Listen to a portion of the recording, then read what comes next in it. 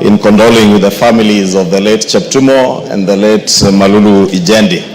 Honorable Speaker, I happen to have joined this House at the same time with the two members in the 11th Parliament, and I can attest to what you have said in your communication, that the two honorable members, the Senator for Baringo and the member for Malava, are indeed very dedicated public servants and leaders in their respective constituencies. Honorable Cheptumo, Honorable Speaker, when you represented Baringo North and served in this House, serving all the way as the chair of the Delegated Legislation Committee. Order.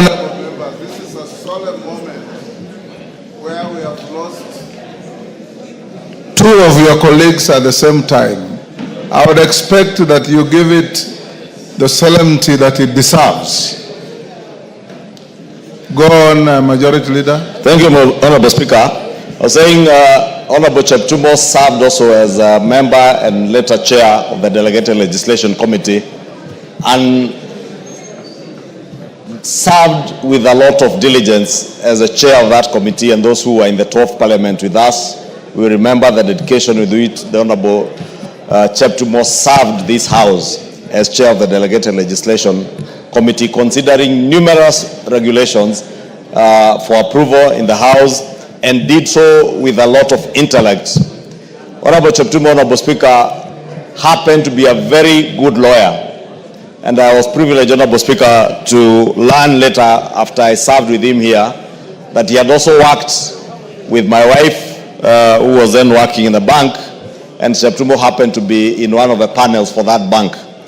And my wife attested when we finally met at some point somewhere together with Honorable Cheptumo.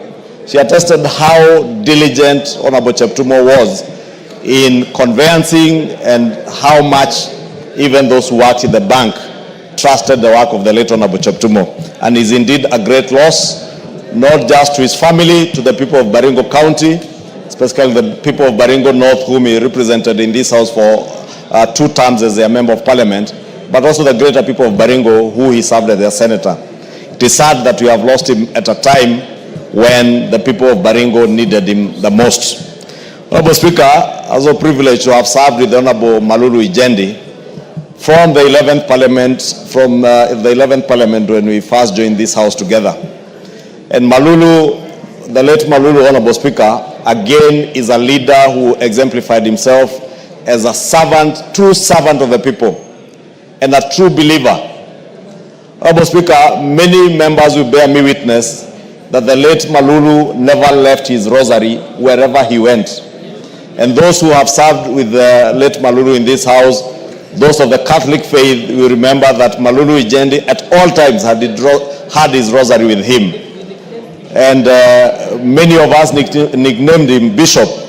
And indeed, where he used to sit, just behind where the Honorable Ikana is seated, he had a permanent position there. And every time as we walked out, we would say hi to him and call him Bishop. And he's indeed a great loss, not just to the people of Malava, his family, but to us as a nation. The late Malulu Ijendi was not just a true believer, but also a dedicated educationist. As a former teacher, he moved on to serve as our vice chair of the Education Committee, and the chair of the Education Committee will tell you the dedication. Thank you, Majority Leader. Junet.